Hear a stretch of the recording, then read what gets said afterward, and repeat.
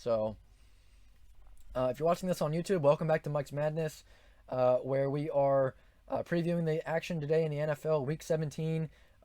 Check out the prior two videos for the different games with playoff implications, which games matter, all that great stuff. The news for today. And now we are joined now by a good college buddy of mine, Zach Beatty. He's an Eagles fan. They're out of it. And but they are playing the Washington football team today. So let's get him up here. So all right, Zach. Yeah. Hey man, thanks for coming on. I appreciate it. Yeah, of course. Thanks for having me. So your Eagles are done, but they're playing against the Washington No-Namers today, which is going to have some implications on the NFC East title. And just before you came on, I kind of gave my thoughts about the whole playoff layout, and I basically said that, I think in a situation like this, it shows how flawed the logic behind the playoffs is, where if you win your division, sure, you should get a playoff berth, but like if the Giants, if they win the NFC East today, they would be getting a home playoff game at 6-10, and the Buccaneers could be as bad as good as 11-5. And you mean to tell me that the Giants are more deserving of a home playoff game than the Buccaneers? I think that is a little flawed, and I think that it would be great to see the playoffs kind of restructured a little bit, and we'll get into the NFC least race, as I call it, the NFC least. But I just think that if you win your division, I think you should get in the playoffs, but I don't think you should get a home playoff game. What do you think about that? No, I completely agree. I think, like what you're saying with the Giants, their record definitely does not show that they need to be anywhere near a home field advantage. I agree that they should try to move things around playoff-wise. Maybe go by the amount of wins a team has. They can also rank it versus who the wins are. So, a win over the Bengals is nowhere near as strong as a win against, say, the Colts. And look at things from a different aspect in that way. I completely agree. The Buccaneers are definitely more deserving of a home field advantage than the Giants should be, especially when, like you said, we're in the NFC least. So really, none of the teams in there deserve too much. Yeah, and I kind of compared it to the NCAA tournament, where sure, the NCAA tournament has like 68 teams that end up getting in, but in the way that works is if you win your conference tournament, so before the NCAA tournament, each conference has their own conference tournament, and if you win your conference tournament, you do get an automatic bid, but it doesn't mean that you're one of the higher seeds. And I mentioned like, and some teams do like the Power Five conferences, the Big Ten, the ACC, those kind of conferences. They're gonna get, if you don't win your conference, you still get in, most likely if you have a really good record and all that good stuff. But for the lower conferences, like I talked about the Mountain West Conference, and if you're a team like Colorado State, and let's say you win your conference tournament and you get in, just because you won your conference tournament doesn't mean you're the number one seed. And I kind of compared that to how I think the NFL playoffs should be, where, for situations like this, if you win your division and you're 6-10, you shouldn't get a home playoff game over a team who's in the wild card who is 11-5. So I think that the NFL has, but I seriously doubt that they're going to change anything, because the biggest change that they've done to the playoffs in the past 10 years was this year, and it was adding another team because of COVID.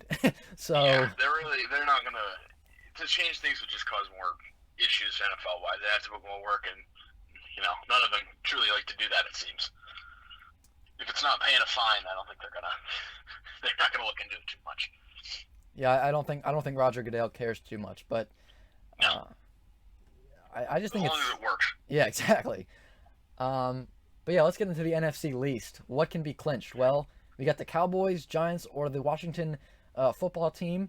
If Washington wins tonight, they are in. If they lose, then it comes down to the winner of the Cowboys Giants game. Um, Hmm. Now it's kind of odd, because the Eagles hate the Cowboys, and you even call them the Cowgirls. Yes. So if the Cowboys win, I feel like it would be quite comical if the Eagles like lost on purpose. And if the Eagles were to lose tonight and the Cowboys won, and if they made some really dumb decisions, kind of making it like questionable, like did you really do that on purpose? If you ask Doug Peterson, I'm sure he would, in his visor and the hair that looks like a wig, I'm sure he would get up there and tell you, "Oh no, we went out there and we played the game to win." Like, but I just think it would be kind of weird if the Eagles went out and like, went forward on fourth down on like their own 20 and kind of threw the game on purpose so that their most hated rival doesn't get in. I know that that's kind of like, you know, kind of rare. Like it doesn't seem like that would happen, but what do you think about that? Like, wouldn't it be kind of funny if the Eagles went out and played like a really bad game on purpose? Like, let's say they like put Carson Wentz in, even though he's had a really bad year. Like, they put him in on purpose, make a bunch of bad decisions on purpose so that the Cowboys don't Well, they've get been in. talking about, and I haven't seen anything on it completely yet, but they've been talking about not dressing Wentz for today's game Mm. and putting in Nate Sudfeld, our QB3. So they Over could be Hurts? doing that as putting Hurts in to start, and if Hurts isn't doing well, putting Sudfeld Oh, okay. for the second half of our game. So they could be already setting themselves up to tank. But I can't see Peterson doing it. I think it'd be hysterical. I think it'd be great. I really don't want to see the Cowgirls go into the playoffs. And with all the teams in there, obviously we're done. But I think Washington definitely has the best chance. But I don't think we'll tank it. I don't think Peterson has the balls to do it. But unfortunately, but I mean, again, we'll see. He has complete confidence that he'll be back next season, so he might just to make sure that Cowboys don't get in there. But I think it really depends on who's out there, who's playing, who's got something to prove. Because Hurts isn't going to want to have a bad game because that could mean he's benched for next season. You got guys like Jason Peters, or this could be his last game as an Eagle. Zach Ertz, now Jim Schwartz, as he's taking a year off and then considering retiring.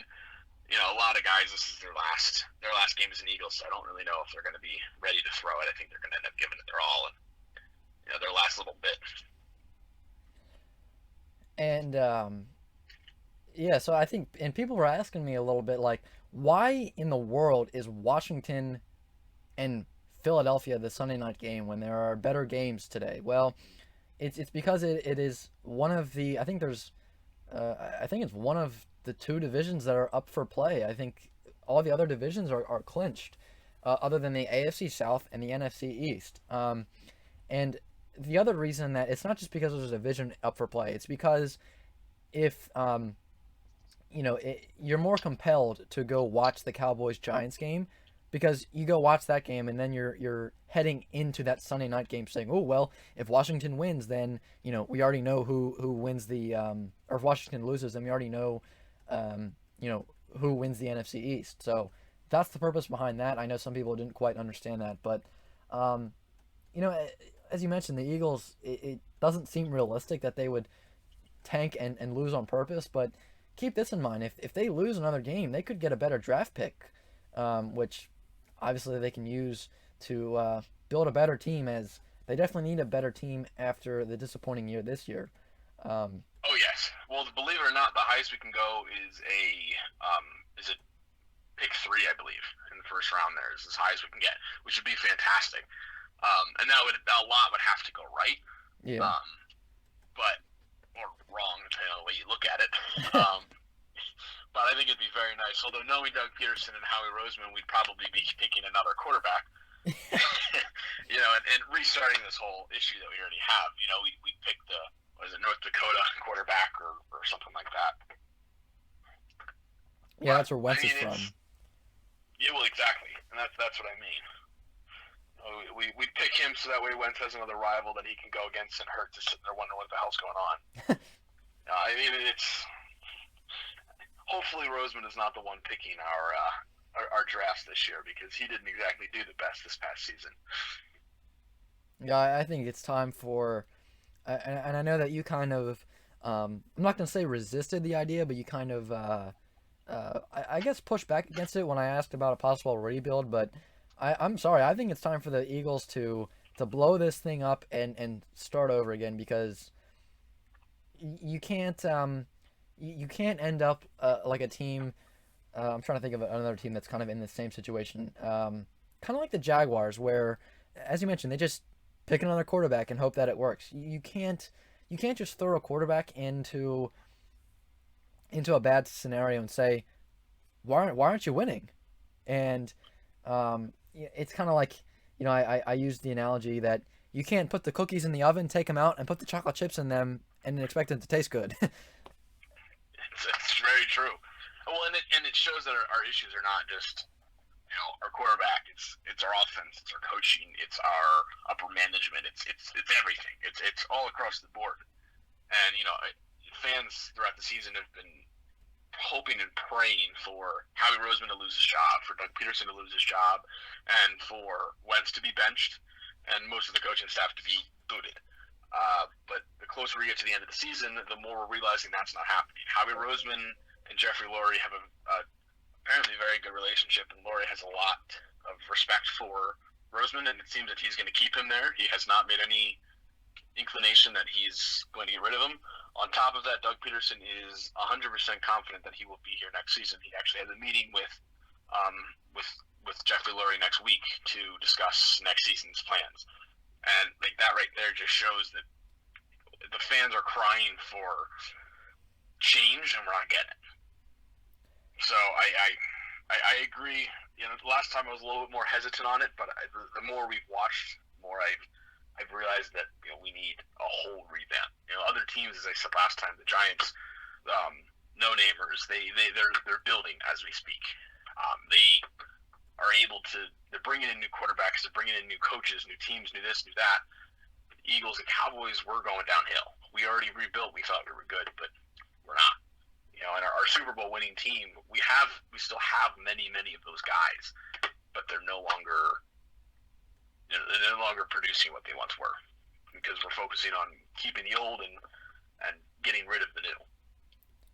Yeah, it's kind of like the same situation with the Ravens a few years ago, where Flacco went out and won the Super Bowl, and then we kept him long past his prime, and we were like, why aren't we winning any games? Well, um, guys are not every player is going to be as good and going to be in the league as long as Rodgers or Brady. Not every player um, has that has it in them to go that long. And No, as you mentioned, the Giants and Washington are kind of already rebuilding, and the Cowboys are. I guess you look at them and you say, oh well, if Prescott was healthy, then maybe they'd be a little bit better. But I don't know about all that. Um, they still weren't doing too well even even when exactly, he was in. Their issue is their staff. There's reports that their coaching staff and their upper management butt heads more than anything, and there's a lot of drama behind that line. And I think that's their major issue. There's nobody truly in charge. There's a lot of bad mouthing behind the scenes, and that really screws up the locker room. And once that's screwed up, everything on the field is going to go with it. It's a domino effect. yeah, I think you've got for the Cowboy situation. I think you've got two stubborn people if you're looking at Jerry Jones and you're looking at Mike McCarthy, because Jerry Jones, he's a country folk, and you ain't gonna come into my town and tell me what to do. So you know how that goes. And then Oh Mike yeah. McCarthy's the same way. He's a big country boy too, coming from Green Bay Packers. Big, you know how it is up there. So Oh, and he had some success. He exactly. probably has it in his head of this is what we need to do to win. And Hmm. well, Jerry Jones has a whole idea of what needs to be done. They have very large egos, and they probably don't mix very well.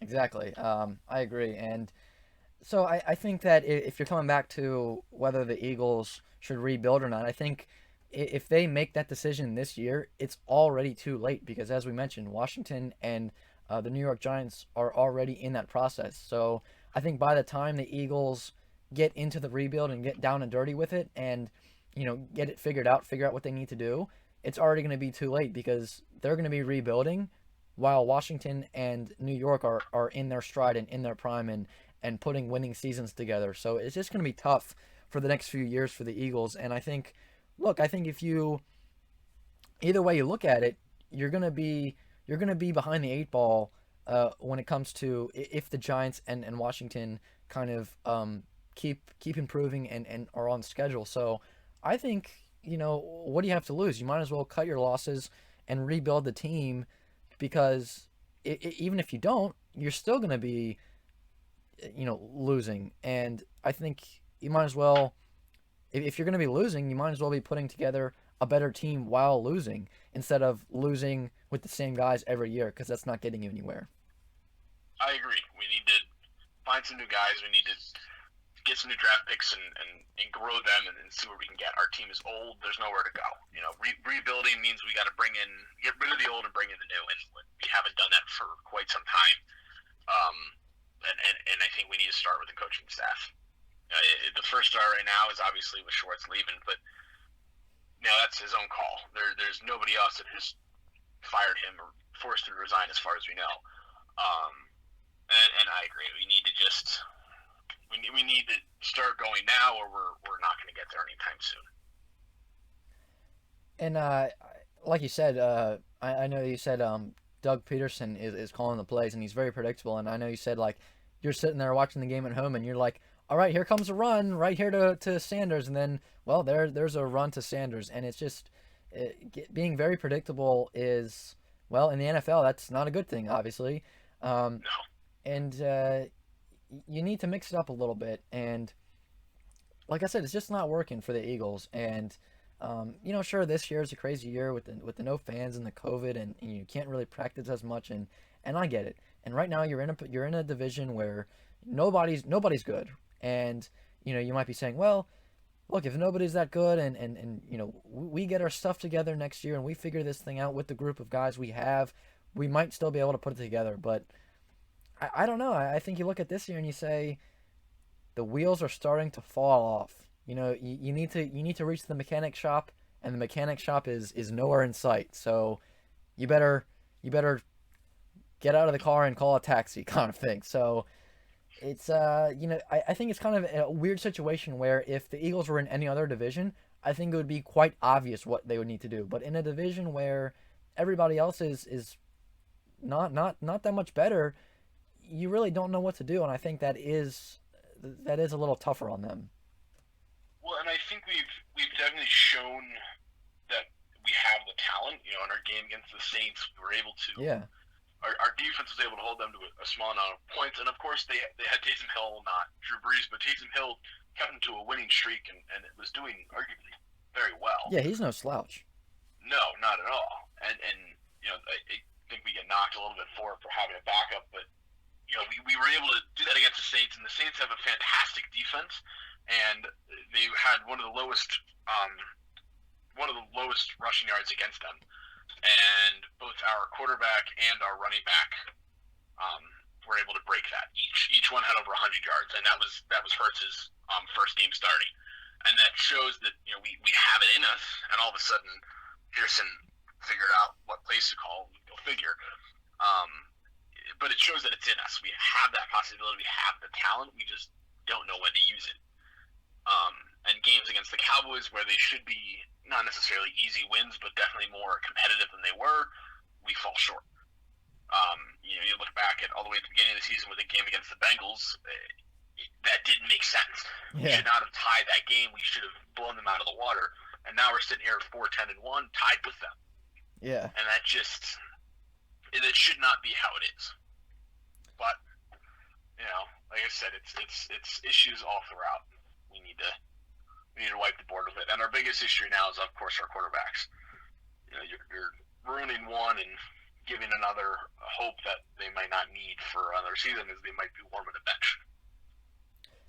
Yeah, and the Eagles have left me scratching my head multiple times. And as you said, they have talent. They proved it in that Saints game, and they go out and they beat a team in the Saints that very well could be the number one seed in the NFC.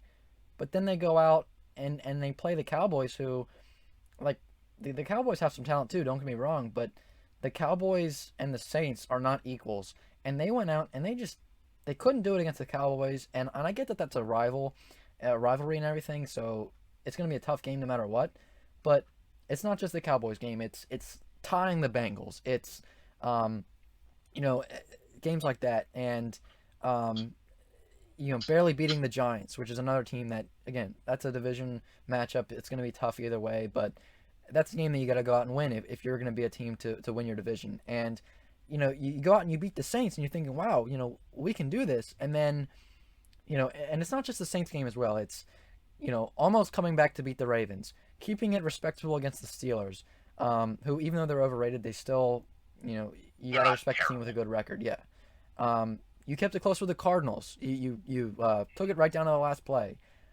So the Eagles, even though they're 4-10-1, they're a team where you look at and you're saying, man, we could be uh, we could win the division if we turn a few of these games around. And you've kept it close with great teams. And I know that I've mentioned this in a previous video with you in it, but it's just you're gonna look back at this season and you're gonna be thinking, what if? And in a division that's so bad this year, it probably adds to that frustration level of, man, if we would have just won 3 games, we'd be right in this thing. Yeah, but it's true. We with all those games we were so close, and a few different things went our way, and that would have been it. You look back at the Ravens game, and as I said last time, the friggin' 2 point conversion we went for was just absolutely pitiful. And it's things like that where when it comes down to it, it's bad calls.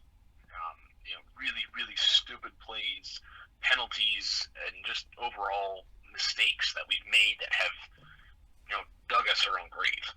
Um, everything from bad calls from Wentz and just bad throws and this, that, and the other thing to really bad plays from Peterson. Our defense playing really well for a game against the Saints and falling completely short on games against the Cowboys.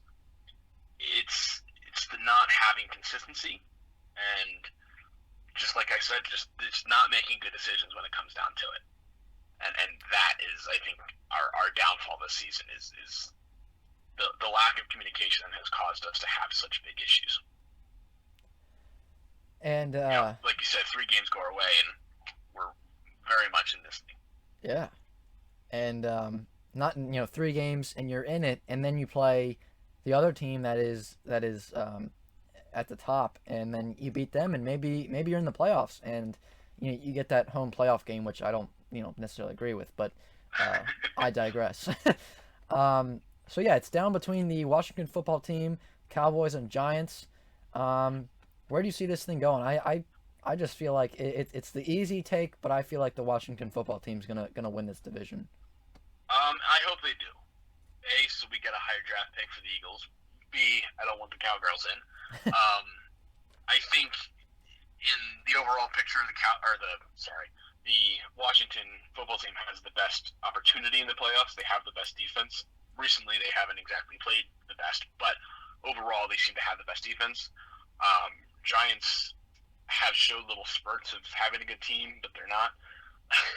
um, Now, no team in the NFC East is playoff ready by any means, but if you had to pick, I think Washington has the best opportunity. Now, following the games, I think Washington has more of a chance of getting in, but I don't think the Eagles are just going to go down there and lay it out. There's too much of an ego in Doug Peterson. I don't think he's willing to just go out there and butcher a game just so that the fans are happy, because he's proven to show that he doesn't really listen to the fans all that much. Um, and I think in the Giants-Cowboys game, I think Giants can take that. Yeah, I would give a prediction for the Cowboys Giants game, but I'm kind of throwing my hands up in the air and saying I don't know anymore. This division, just when you think one team is turning the corner and getting things together, they go out there and make you wonder, like, how did you win that previous game? So I think that Oh yeah, if Alex Smith starts tonight for Washington, I think no doubt in my mind Washington can go out and win that game. And if and I hope they do, especially for his sake. oh That's one yeah, heck of a comeback to be able to come back from that heck of an injury and take your team to the playoffs. A team that should not be anywhere near the playoffs any previous year. and he came off the bench too. Don't forget from Yeah, Haskins starting, and well, who is now a free agent. yeah, and you look at their coach Ron Rivera, and he's no slouch either. He knows how to get his team to the playoffs, and he took the Panthers to the Super Bowl. what 5 6 years ago, Yep. and it's not just Alex Smith and Ron Rivera. They've got a pretty respectable running game. They've got some talented wide receivers. So I'm not saying they're going to go in the playoffs and go to the Super Bowl, but I think that if you look at any team from the NFC East, the Washington football team is the one team that you look at and say they have the best chance of being competitive in the playoffs, not winning, but being competitive. And earlier on, I talked about which teams can clinch the 5 seed, and why that it's between the Buccaneers and Rams. And the only reason that 5 seed is so important is because the 5 seed is going to play the NFC East winner. And I'm not saying that's a second bye by any means, because in the NFL you never know what's going to happen. But Well, yeah. it's definitely going to be an easier game on that team that is the 5 seed. Well, you never know. Every team plays differently in the playoffs. It might seem like an easy game, but you might get there and let's say Washington wins it, they might go and make it to who knows what. They might Yeah, win 2 games and compete a lot more than we think. Like you said, it's the NFL. You never know. They're all professional athletes. They can pull something out of there, and figure something out. exactly. And you So, kind of forget that, like, when it's the playoffs, there are no, you know, all limits are off on what can happen. And even in the regular oh season, yeah, there's times where you never know what's going to happen. And people kind of forget that it's like just another game. And sure, there is that added value of, oh, it's win or go home. But it's like for games like the Saints and Eagles, like the Eagles beat the Saints, like put that game in the playoffs, and it could very well happen again. Like you never know what's going to happen, but and I feel like teams get so, or not teams, but people get so caught up in teams' records and like, oh well, the Buccaneers are 11-5. There's no way that they'll lose to, I don't know what that sound was. There's no way they'll lose to, um, Washington, but nobody knows that for sure. no, you become desperate when it gets to the playoff times. Like you said, it's a you win or go home. And those teams that lose it, there's coaches where that's the end of their jobs. There's quarterbacks, there's running backs, there's defensive backs, there's everything you can think of where that's either their last game or it's the time that their contract's over and they're not getting an extension. It's a desperate time for everybody. And a lot of the teams that are out there are obviously running for a Super Bowl. They want to get that win. They want to get that on their record. Um, and I think when it comes down to it, it's who wants it more. And some teams like the Saints, which are used to winning all season, or the Bucks, or so on, have it in their heads that they're unbeatable. Especially when a team like Washington comes in, and you don't expect much from them, and all of a sudden you're down 17 points, and you're sitting there wondering what the hell happened, what went wrong. And that's how I view the playoffs more so is surprise of things, and like I said, who wants it more?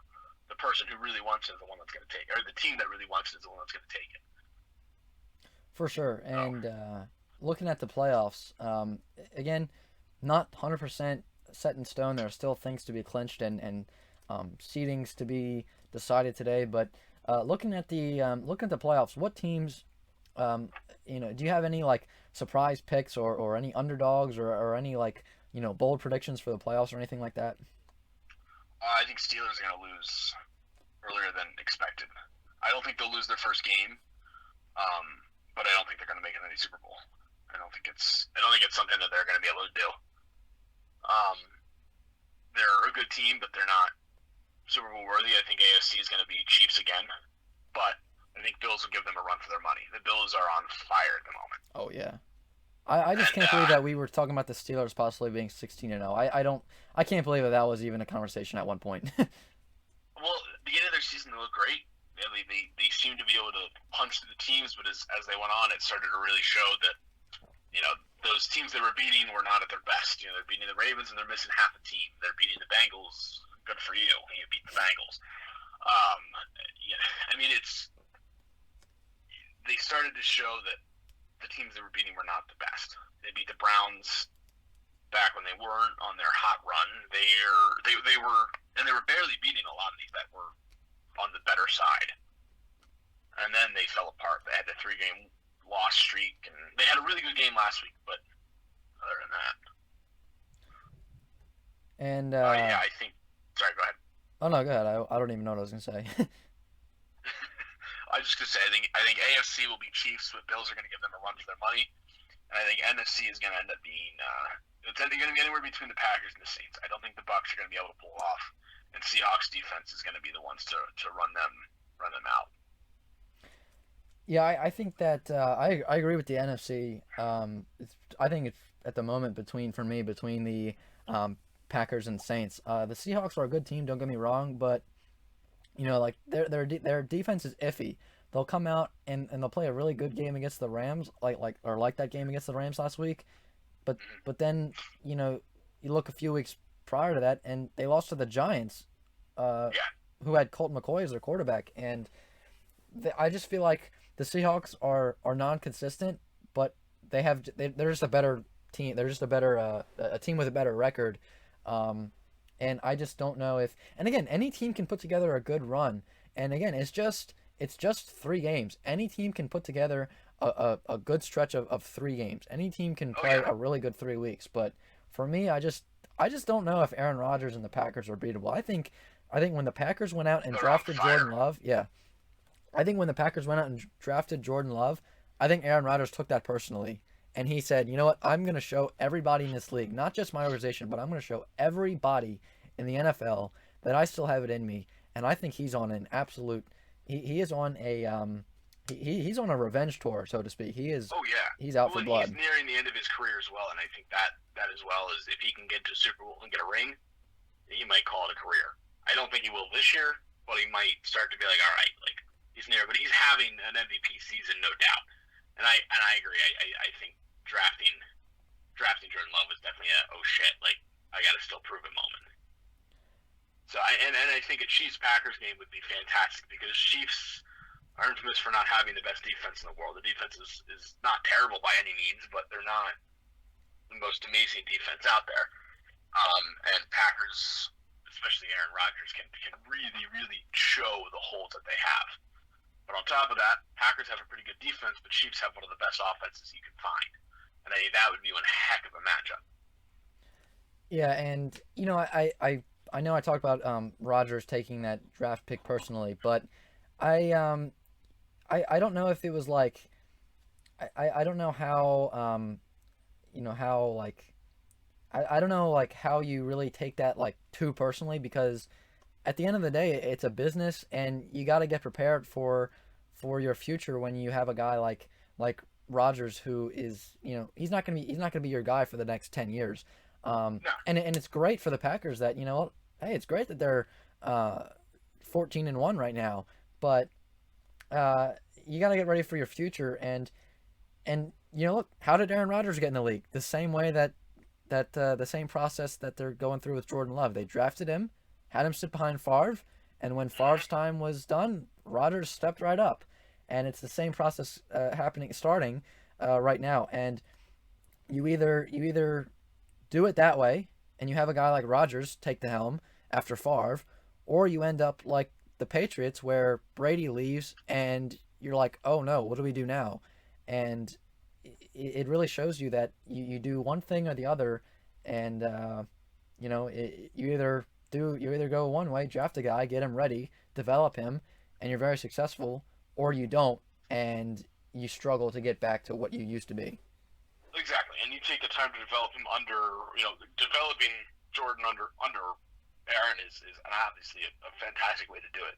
And Aaron Rodgers is arguably one of the better quarterbacks that the NFL has seen. Arguably, he is statistically, and develop other quarterbacks beneath him is the best opportunity you can have. Teaching them his ways of doing things, and also the plays, the coaching, the this, the that. Other than just taking a quarterback and saying, all right, here's what we do, good luck. As like you said, as the Patriots did with Cam Newton. He was thrown into something he was not ready for. He didn't have the time to get to know it. Of course, part of that was COVID, but it was a quick turnaround for Cam Newton. And as Packers are doing, they're getting their quarterback ready, preparing them for what it is their time. Um, Yeah, so as for the AFC, I think the Bills are definitely on a tear. Like it's inevitable. They're on a tear. They're on a really great stretch right now. As you mentioned, Chiefs are another team, and they're a great team. You know, uh, they're 14 and one right now. They're great, no doubt about it. But I was talking with one of my friends from high school earlier this morning, and we were looking at the different matchups for the Ravens, and there's a path for the Ravens where they could go on a bit of a revenge stretch where they could play the Titans. We all know the deal with the against the Phew, Titans. that's one heck of a revenge game right there. Then they could play the Steelers. We all know what happened against the Steelers this Well, year. And then yeah, they might be able to play the Chiefs in the AFC Championship. And we haven't been able to beat the Chiefs in forever. So that would be a great story. But I don't know if it's going to happen. The Ravens have made some suspect decisions this year. And I think they get caught up in the big games sometimes. But if they can just put all that aside and put together a good stretch of 3 games, again, anything can happen. But I think the AFC is more so up in the air in terms of who's gonna go to the Super Bowl from the AFC. I think that's more up in the air, and we don't really know what to expect than it is in the NFC because like you take a look at teams in the wild card for the AFC, and you might have the Browns, who they're kind of iffy and they might be able to put it together. The Ravens, who I think are getting their stuff together.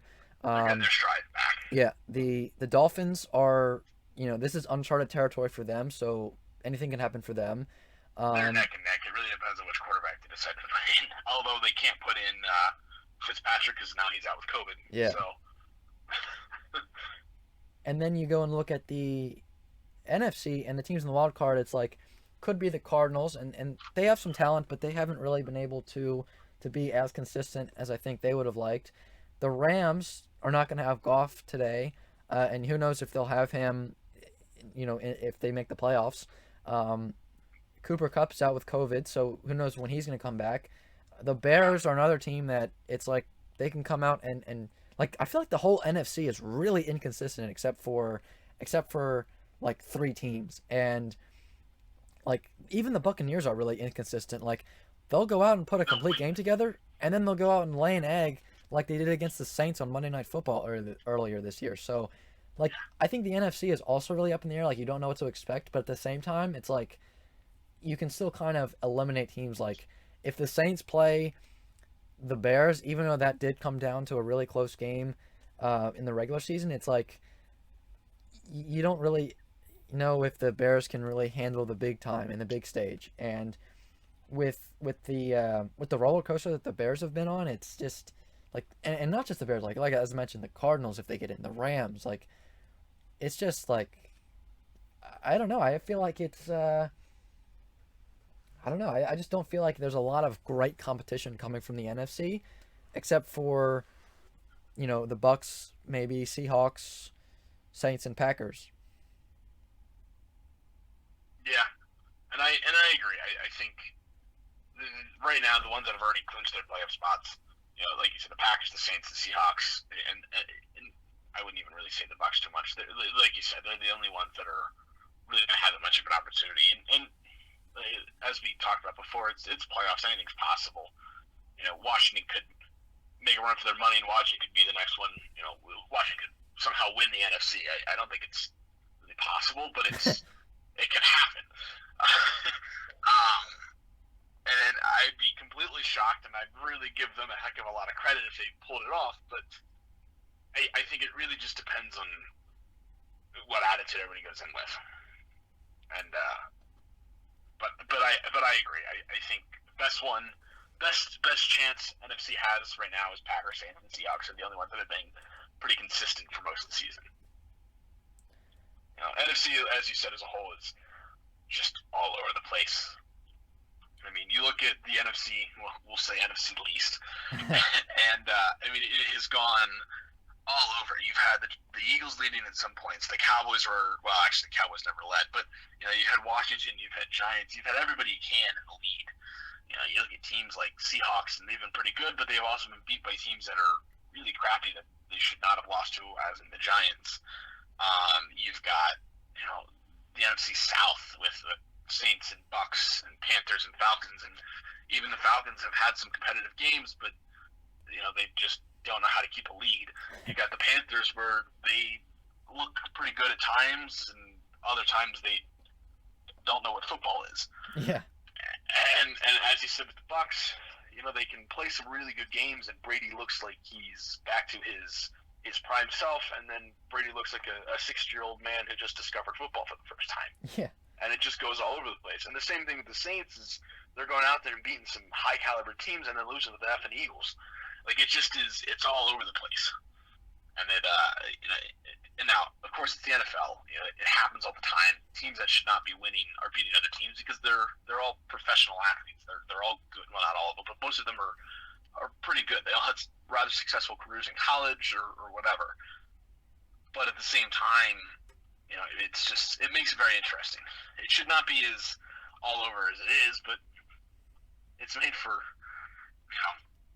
a very fun season to watch, to put it lightly. Yeah, for sure. And looking at some other big games today, do you have any other thoughts on some other big games today, like perhaps Dolphins, Bills, or Steelers, Browns? Albeit the Steelers are sitting Big Ben. You got Cardinals, Rams, who the Rams are, decimated with injuries and COVID, and then you've got Packers, Bears. Like there are some really big games today. What thoughts do you have on those games? So I think the Steelers Browns game will be fun to watch. I think it'll be a crowd pleaser, more so because it's Myles Garrett and Mason Rudolph. Mm-hmm. And of course, we all know what happened last time they met. Um, but Mason Rudolph and his Walter Payton Man of the Year stuff. So I which is absolutely absurd, but but good for him. Yeah.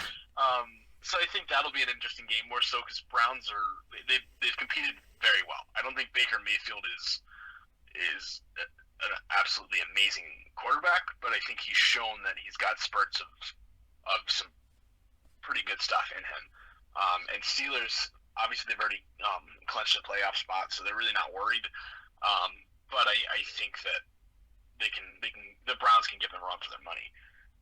On the basis of Dolphins Bills, I don't think there's really going to be much of a battle there.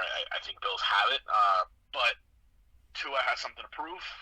Obviously he's not given this chance because of skill. He's given this chance because Fitzpatrick tested positive for COVID. So he's kind of got to show what he's made of, and he's got to play a really good game against an even better team. And that could almost be the deciding factor for him in the future. Obviously, that's their future quarterback, but if he wants them to have some trust in him and know that he's going to have some success, he needs to play very well in this because he's been very inconsistent this season. He was expected to do very well, and he's done iffy. He makes some really stupid throws. He's got a good amount of interceptions. He needs to figure some stuff out. What was the other game you were mentioning? I mean, there are plenty of decent games. As Cardinals, Rams is another one where both teams are in it, and Packers, Bears is another good one, and that's like one of the best rivalries ever. So that also has that added value of it. Oh yeah. I don't think Bears have a chance though. I no matter how much it is an amazing rivalry, but Packers are on fire. They're one of the teams right now that they're beatable, but right now they're unbeatable. They've found their stride, and they're not. Nobody's going to take them unless they decide to sit a bunch of people because they've already clinched their spot as well. So they're really obviously not worried about losing.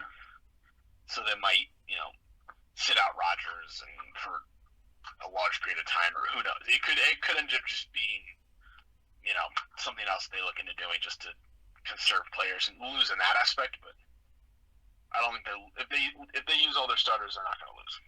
Yeah, I think the only reason they're going to get their stars is because the number one seed is still in play. So the Packers, if they want that number one seed, they have to win today. So I think that's the only reason that they're playing their starters today. No, and I agree. I think they'll start with him, but I think if they can get a comfortable place, they'll pull him because the last thing they want is Aaron Rodgers to get a busted arm second quarter or to get a torn AC. You know what I mean? Like I think they'll be very, very careful with. They'd rather have a second or third seed than not have their quarterback or a couple of their wide receivers. Oh yeah, for but sure. Again, it just depends. And you're completely right. They definitely want to win, but I think it just I think it'll be an interesting one. What was the other one you were saying? Oh, the Cardinals Rams game. That one could go either way. I think Rams has the better defense. Cardinals definitely have the better offense. Um, Kyler Murray's he's good. He's really finding his area to compete. I mean, he's got some good stuff. Now, he's got some rather large defensive linemen that are after him, and he obviously doesn't have the best height in the world. It's like a little midget running around the other side of the field. But I think that'll be a very competitive game. I think that'll be a fun one to watch. That one and the Green Bay Bears game should be they should be, I think, the most fun to watch. Yeah, for sure. Any other thoughts? That's all I got. If you got any other questions, I'm happy to answer. But up to you. All right. Well, that's all I got. Thanks for coming on. Yeah, thanks for having me. All right, man. Stay safe. Stay healthy. Yeah, you too. Yeah, you too. Thanks. Have a happy New Year. Yep, you too. All right. So that was that was me good friend from college, Zach. As I mentioned, he's an Eagles fan, so we talked a little bit of Eagles there. Um, got that going. Um, Again, Eagles are out of it, but we were just talking about all that good stuff. So, um, yeah, here we go. Picks against the spread is up next. The teams in the yellow circle are the ones that I'm picking. But the spreads aren't on the screen. I'm going to tell you the spreads right here. I'm picking the Ravens minus 12 in that game against the Bengals. John Harbaugh, the Ravens head coach, coming into this game, he said, look, the guys are locked in. The guys are focused. The guys are not overlooking the Bengals. They learned their lesson on what happens when you overlook a team last year in the playoffs against the Titans. They learned that lesson the hard way. So they're locked in. They are not going to mess around. And, I think the Ravens are going to come out determined. I think they're going to come out and, a lot of people are saying, oh, well, the Bengals are they're they're hitting a stride even though they don't have Burrow, and I think that doesn't matter. I think the Ravens are also hitting their stride, and I think the Ravens are going to outduel this underdog team today. So I'm going to take the Ravens minus 12. Um, the Dolphins Bills game, it's interesting because the spread is Bills minus 2, and as you see on the screen, I am taking the Bills minus 2, but um, I it's it's gonna be close because the Dolphins kind of have to win today in order to get in the playoffs. But the Bills, if they win, they do get the number 2 seed. But even if they lose, you know there's not a whole lot that they can lose if they lose today. Um, so yeah, we had as I mentioned, the Bills Dolphins game is going to be very close because both teams have something to play for. The Dolphins more so than the Bills, and this was really tough for me to decide who to pick because I was like, well, the Dolphins need to win. Bills, if the Bills win, then they get the 2 seed. There's something to play for both teams, but I don't think the Bills are sitting their starters. I could be wrong. I don't think I saw that anywhere, but so I just figured, look, Bills are the hotter team right now. The Dolphins are not going to have Fitzpatrick today, so if the Bills can stop Tua, then they're set to go. So I'll take the Bills minus 2. If Cleveland Browns, if the spread is Cleveland minus 9.5, if the spread was any less, I would have almost made this a lock on Cleveland, but 9.5, I don't know. I feel like I'm pretty confident that Cleveland will cover in this game, but I don't know. My picks against the spread have not been great. So if you want to if you want to have some good picks, I guess go against my picks. Whatever I'm picking, pick the opposite because I haven't been that great this year. So, um, but yeah, I'm taking the Browns minus 9.5. Um, Steelers are not playing Big Ben; they're playing Rudolph, and Browns still have something to play for, so they're coming out determined, and that's that. So I'm taking Cleveland minus 9.5. The Patriots, I'm taking them -3. Um, that's another game that's like in week 17. In these games where there's nothing to play for either team in these matchups, you don't really know what to pick because you don't really know how these teams are going to come out and play. Because it's kind of a weird feeling to come out like this is it. After this, there's no way we play another game, and it's odd. And I never really know how to pick these games. It's kind of like week one. Coming into this game, you don't really know what to expect.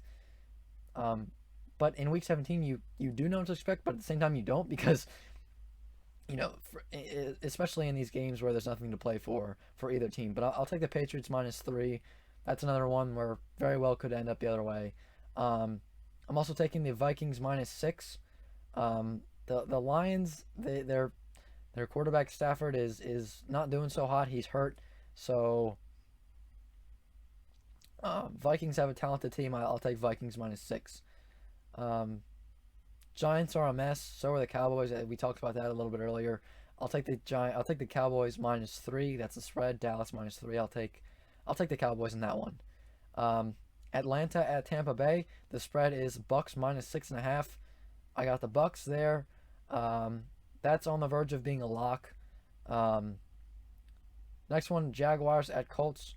And again, just a little disclaimer. Just because I'm taking the Jaguars +14 in this game doesn't mean I think the Jaguars are going to win. I don't. I think the Colts are going to win. I just don't think they're going to cover that 14-point spread. So I'm taking the Jaguars +14 in that one. The Cardinals are on the road at the Rams. Cardinals are favored -3. I'll take the Cardinals, especially with the Rams being absolutely decimated with injuries and COVID. Seahawks at 49ers. It's not really at the 49ers because they're playing in Arizona with that whole deal where they're not allowed to play in San Fran. Um, Seahawks -7 is my pick. That's on the verge of being a lock, but the 49ers went out a couple weeks ago, and I think it was last week actually. They beat the Cardinals in a rather surprising game. So again, it's the NFL. You never know what's going to happen. Packers Bears. I got the Bears +5.5. The Packers very well could win, but I think it'll be very close. Either way, I think the Bears are coming out knowing that they pretty much have to win, um, and with that added value, like you have to win. It doesn't mean that just because you have to win that you're going to, but that's gonna give them an added um, amount of motivation to come out and win and play well. Titans at Texans. I'll take the Titans -7.5. Um, that could be one of those cheesy games where they only win by 7 and don't cover, and it's very frustrating. But I think the Titans will come out and win that game by a decent margin. Raiders at Broncos. The spread is Raiders -2.5. I'll take the Broncos +2.5. I think the Broncos are going to come out and pull off a win in that one. The Raiders are falling apart and they have nothing to play for, so I don't really see them winning that game. Um, I didn't add the Chargers game. So the Chargers are playing at the Chiefs. Chiefs are sitting most of their starters today, and so the spread is Chargers -3. And so I'm taking Chargers -3, but with the Chargers being as bad as they are, I feel like they could come out and lose to the Chiefs' second string team. So that would be comical and ironic and just unpredictable. But I'll take the Chargers -3. Saints at Panthers. The spread is Saints -5.5. They're coming out knowing that they win today could give them the number one seed and a bye. So they got something to play for. So I think the Saints are a good team. So I'll take them -5.5. I think they'll win by a touchdown, possibly more. They could win by as much as 13-14. Washington football team at Philadelphia Eagles tonight. That's the nightcap game. Sunday night football, prime time, NBC. Washington coming out knowing that they have to win this game in order to go to the playoffs. I don't think that they'll be able. I don't think the Eagles will be able to beat them. So, and watch it be one of those games again, kind of like that game with the Titans. Like, watch Washington come out and win by 3, and not cover by half a point. With the way that my picks have gone this year, that would be one of those games where that's just how it'll be for me. So that'll just be my luck. So, but I'm gonna go ahead and take Washington -3.5. So, uh, hoping that that's how things go. If not, then oh well. I'm not betting any money on it anyway. It's just my picks for fun. So, there you go. Those are my picks against the spread. Um, there you go. So, again, if you're on YouTube, you can go ahead and put your picks down below in the comment section. That'd be great. Um, so yeah, as I mentioned, big announcement at the end of the stream. We went a little bit longer on today's stream than I would have thought, but that's fine. I don't really care. I'm not on a set schedule. So big announcement, as I mentioned, coming 2021. It is 2021, but as you see there, the little picture says storytelling. You might be wondering what in the world does that mean? Well, the other day, I was thinking about how to further connect to the audience, the audience of 5 people, but maybe make that audience say, "Hey, man, this guy's pretty good. This guy is legit. Go check him out." Kind of grow the audience and be able to kind of relate to them a little bit more. And I thought, well, if you know me personally, you know that I'm a huge Maryland basketball fan, and more in more broad terms, I'm a huge sports fan. Duh, that's why I'm doing this.